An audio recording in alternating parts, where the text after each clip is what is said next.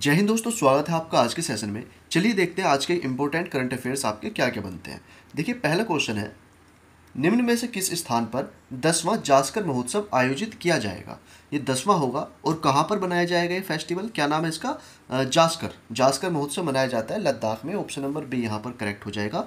ये लद्दाख का एक प्रमुख फेस्टिवल होता है। ठीक है भाई, चलो और देखो अगला क्वेश्चन बनता है अगला आप लोगों के लिए। निम्न में से किस दिन आचार्य विनोबा भावे की 130वीं जयंती मनाई गई। ये इंपॉर्टेंट क्वेश्चन बनेगा। विनोबा भावे की 130वीं जयंती थी ये, और कब मनाई जाती है ये? 11 सितंबर को मनाई जाती है। ऑप्शन नंबर सी यहाँ पर करेक्ट हो जाएगा। ठीक है ना, 11 सितंबर को विनोबा भावे की जयंती मनाई जाती है और इस बार 130वीं मनाई गई थी ये। ठीक है, चलो अब देखो अगला। निम्न में से किसे हाल ही में महाराष्ट्र का राज्यपाल नियुक्त किया गया है, ये आपको बताना है। ठीक है, और ये इंपॉर्टेंट बनेगा क्यों? क्योंकि राज्यपाल जितने भी नियुक्त होते हैं वो सभी इंपॉर्टेंट होते हैं।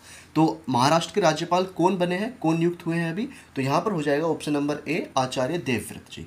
ठीक है, आचार्य देवव्रत जी क्या हुए हैं? महाराष्ट्र के राज्यपाल नियुक्त हो चुके हैं। इंपॉर्टेंट है, याद रखेंगे। अब देखो अगला क्वेश्चन बनता है, निम्न में से किस देश में अफ्रीका महाद्वीप की सबसे बड़ी जल विद्युत परियोजना का उद्घाटन किया गया है?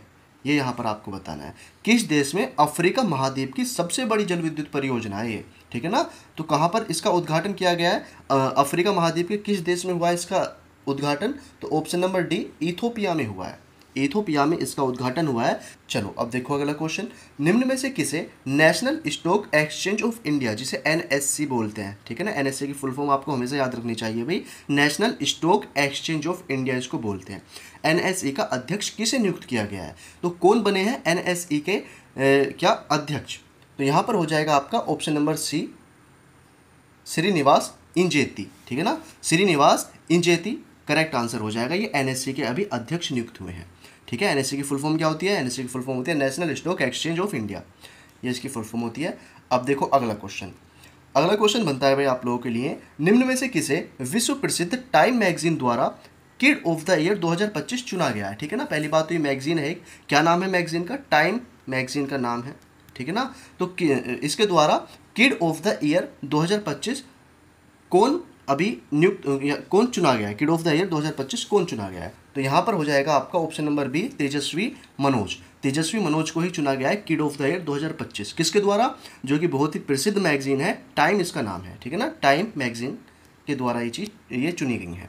अब देखो अगला क्वेश्चन बनता है, निम्न में से किसके सम्मान में भारत में 11 सितंबर को दिग्विजय दिवस भी मनाया जाता है? तो 11 सितंबर को एक चीज़ और मनाई जाती है। क्या मनाया जाता है? दिग्विजय दिवस।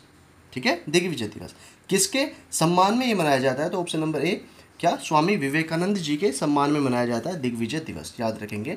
अब देखो अगला क्वेश्चन, निम्न में से किस देश में 11 सितंबर को राष्ट्रीय स्मृति और देशभक्ति दिवस मनाया जाता है? 11 सितंबर के कुछ इंपॉर्टेंट क्वेश्चंस बनते थे, इस वजह से मैंने ये डाले हैं। 11 सितंबर के 2-3 क्वेश्चन तो मैंने आपको बता दिए हैं। ठीक है, और ये भी देख लो 11 सितंबर को राष्ट्रीय स्मृति और देशभक्ति दिवस कहाँ मनाया जाता है? तो ये मनाया जाता है भी अमेरिका में। इसको याद रखना चाहो रख लेना, वरना इतना इंपॉर्टेंट है नहीं। अमेरिका में मनाया जाता है 11 सितंबर को। ठीक है, क्या नाम है? राष्ट्रीय स्मृति और देशभक्ति दिवस। चलो मत याद रखना इसको, कोई बात नहीं। अगला देख लेते हैं जो इंपॉर्टेंट है। जोनास गहर, ये इंपॉर्टेंट बनेगा। जोनास गहर स्टोएर को निम्न में से किस देश का प्रधानमंत्री नियुक्त किया गया है? क्या नाम है इनका? इनका नाम है जोनास गहर स्टोएर। तो कहाँ के बने हैं ये? जर्मनी, पोलैंड, नॉर्वे या गुयाना? तो ऑप्शन नंबर सी, नॉर्वे के ये अभी प्रधानमंत्री नियुक्त हुए हैं। तो ये भी इंपॉर्टेंट बनेगा। मैं हमेशा बताता हूँ जितनी भी नियुक्ति होती हैं, जो इंपॉर्टेंट पद होते हैं विदेशों के सही चाहे देश के सही, तो वो आपको जरूर ध्यान रखने चाहिए। तो नॉर्वे के प्रधानमंत्री कौन नियुक्त हुए हैं? जोनास गहर स्टोएर। ठीक है ना, यही हैं जो आपको इमेज में दिख रहे हैं।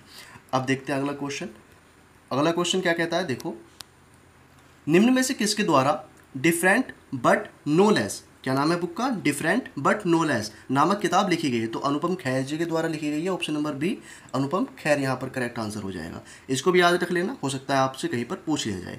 क्या नाम है बुक का? डिफरेंट बट नो लेस, इस बुक का नाम है। अनुपम खेर द्वारा ये लिखी गई है। ठीक है भाई, और ये PDF देखिए टेलीग्राम पर मैं प्रोवाइड कराता हूँ आपको, तो टेलीग्राम पर ज्वाइन हो जाना जरूर सभी लोग। अगला क्वेश्चन देखो, निम्न में से किस देश में आयोजित होने वाली महिला विश्व कप 2025 के लिए ICC ने विल टू विन अभियान शुरू किया है? तो पहली बात तो क्या, ICC ने एक अभियान शुरू किया है, नाम क्या है इसका? Will to win. ठीक है ना। विल टू विन क्या है, अभियान नाम है इसका, ये शुरू किया है अभी आईसीसी ने। तो और कहाँ पर होगी ये आयोजित, महिला विश्व कप यानी कि वुमेन्स क्रिकेट वर्ल्ड कप ये आयोजित होगा किस देश में होगा, भारत, दक्षिण अफ्रीका, आयरलैंड या ऑस्ट्रेलिया। तो यहाँ पर हो जाएगा ऑप्शन नंबर ए, भारत में ही ये आयोजन होने वाला है इसका। तो यहाँ पर ऑप्शन नंबर ए करेक्ट हो जाएगा, भारत, याद रखेंगे इसको भी। अब देखते हैं अगला क्वेश्चन, निम्न में से किस शहर में दुनिया का पहला डिजिटल आदिवासी विश्वविद्यालय आदि संस्कृति को लॉन्च किया गया है।